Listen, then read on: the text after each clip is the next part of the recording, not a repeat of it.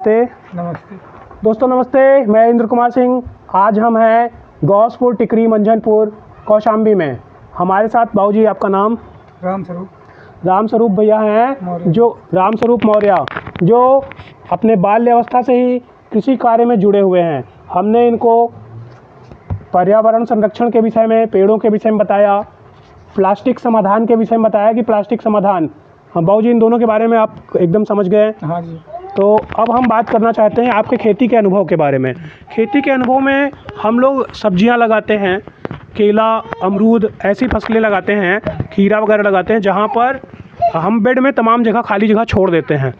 तो इसमें घास जब उगाती है तो घास के लिए हमें तमाम पेस्टिसाइड्स का यूज़ करना पड़ रहा है, जिसकी वजह से केचुए ख़त्म हो गए हैं। केचुए जब रहते थे तो क्या वो आज जो जुरई बहुत दिखाई देती है फसलों में, इनको खा जाते थे? खा जाते थे, हाँ। और जिसके बारे में आप अच्छे से बताइए कि केचुए किस तरीके से किसानों को लाभ देते हैं। केचुए इसके भी कीड़ा खाने से जो है लाभ मिलेगा। केचुए किसान के मित्र कीट हैं। हाँ, केचुए किसान के मित्र कीट हैं। तो जब केचुए रहेंगे तो आपकी जो जुरई है इनके अंडे को खा जाएंगे और तमाम अन्य हानिकारक जीवों को वो खा जाएंगे। सही है? हाँ जी, सही है। तो इसको उत्पन्न करने के लिए, केचुए को उत्पन्न करने के लिए हम कैसे नेचुरल तरीके से अपने खेतों में केचुए पैदा कर सकें? पुआल है, पैरे केले पत्ते हैं, उसको बिछाकर पानी भरने से, उसके सड़ने से जो केचुए तैयार हो जाएंगे। ये आपने प्रयोग किया है? जी हाँ। बाबूजी बता रहे हैं कि जब हम मल्चिंग करते हैं, प्राकृतिक खेती के एक विधि में मल्चिंग बहुत ज़्यादा ज़रूरी है, जिसमें केले के पत्ते का उपयोग कर सकते हैं, अन्य कुछ ऐसी फसलों का उपयोग कर सकते हैं, जैसे धान का उपयोग कर सकते हैं, धान के पुआल का, जिसको हम पपीते के पत्तों का उपयोग कर सकते हैं। अन्य बड़े पत्तों का उपयोग करके बेड पर जहाँ खाली जगह है वहाँ पर मल्चिंग कर दें, और जब पानी लगाएंगे तो मल्चिंग करने के दौरान ये सब सड़ेंगे। सड़ने के दौरान ही केचुए उत्पन्न होते हैं। हाँ, सड़ने के बाद कुछ दिन केचुए उत्पन्न हो जाएंगे। जब ये सड़ेंगे तो केचुए कुछ दिन बाद उत्पन्न हो जाएंगे। बाबूजी, और भी कोई फ़ायदे हैं क्या? जब मल्चिंग करते हैं तो घास कम होगी या ज़्यादा होगी? ज़रूर कम होगी। जब उससे ढक जाएगा, उसमें सड़ेगा तो घास तो ऑटोमेटिक कम होगी ना।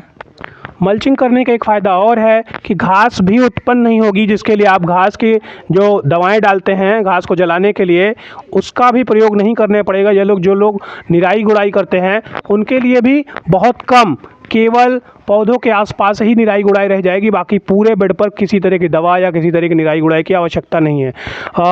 पानी भी मेरे ख्याल से एक सिंचाई कम लगनी चाहिए। हाँ, पानी उससे नमी बने रहेगी ना कुछ दिन। तो जो पानी एक हफ्ते में लगता है वो जो है 1.5 हफ्ते में लगेगी।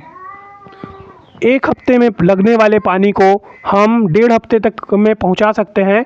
ये बाबूजी बता रहे हैं कि कैसे हम अपनी खेती को थोड़े से ध्यान दे करके, थोड़ा सा परिश्रम करके बहुत हद तक सुधार सकते हैं, और कीटों से मुक्त होंगे तो फसल भी अच्छी उत्पादन होगी। हाँ ज़रूर, फसल जब कीटों मुक्त हो जाएंगे तो फसल ऑटोमेटिक उत्पादन होगा।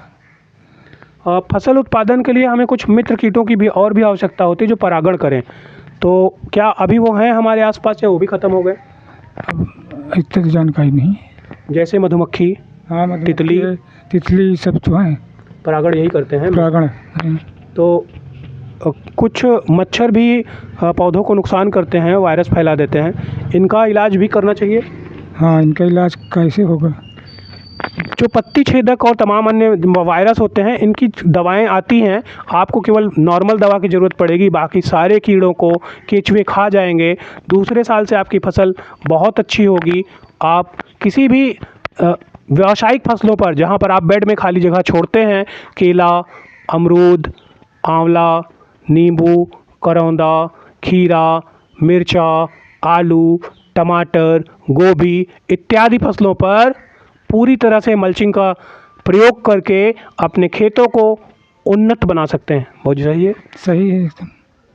आप अपने खेतों को उन्नत बनाने के लिए इन चीज़ों का प्रयोग ज़रूर करें। जय जवान जय किसान। जय जवान जय किसान। बहुत बहुत धन्यवाद।